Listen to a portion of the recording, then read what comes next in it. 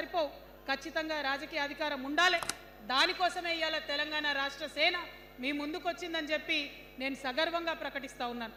మరి ఈ political party ఏదైతే తెలంగాణ ప్రజల కోసం వచ్చిందో అది టెక్నికల్గా అధికారం తెచ్చుకోవడానికి, ఎన్నికల్లో పాల్గొనడానికి డెఫినెట్గా బాగుంటుంది. కానీ దానికి ఒక ఆత్మ ఉండాలి, దానికి ఒక నేపథ్యం ఉండాలి. ఇవాళ బీఆర్ఎస్తో అదే కదా ప్రాబ్లం. టెక్నికల్గా బాగున్నారు, ఎలక్షన్ పోతున్నారు, సీట్లు గెలుస్తున్నారు, కానీ తెలంగాణ ఆత్మను కోల్పోయింది. కాబట్టే ఇవాళ తెలంగాణ రాష్ట్ర సేన వచ్చింది.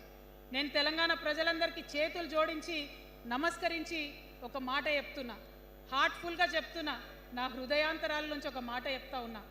నేను తెలంగాణలో ఉన్న 3.5 కోట్ల మంది తెలంగాణ బిడ్డలందరికీ ఒక అమ్మగా పరిణితి చెందాలనుకుంటున్నా.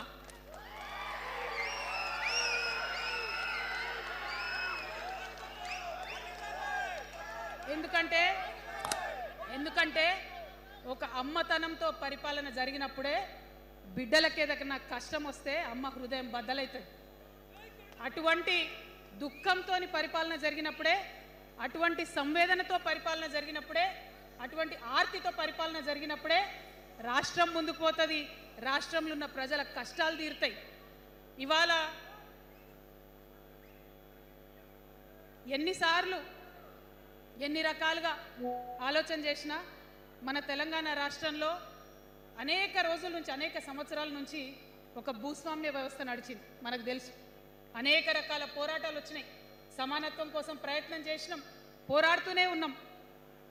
అది రైతాంగ సాయుధ పోరాటం కావచ్చు, ముల్కీ ఉద్యమం 1952 కావచ్చు, 1969లో తెలంగాణ ఉద్యమం కావచ్చు, తర్వాత వచ్చినటువంటి నక్సలైట్ ఉద్యమం కావచ్చు, అనేక సామాజిక ఉద్యమాలు, ఎందరో మంది మహానుభావులు, ప్రొఫెసర్ జయశంకర్ గారి దగ్గర నుంచి మొదలు పెడితే చాకల ఐలమ్మ గారు, దొడ్డి కొమరయ్య గారు, ఆరుట్ల కమలాదేవి గారు, రావి నారాయణ రెడ్డి గారు, సురవరం ప్రతాప్ రెడ్డి గారు, దాశరథి గారు, కాళోజీ గారు, నక్సలైట్ ఉద్యమంలో గద్దరన్న గారు, గణపతి గారు, మారోజు వీరన్న గారు, సాంబశివుడు గారు, ఇట్లా అనేక మంది పోరాటం చేస్తే అంతో ఇంతో సమానత్వం ఇప్పుడు వచ్చింది.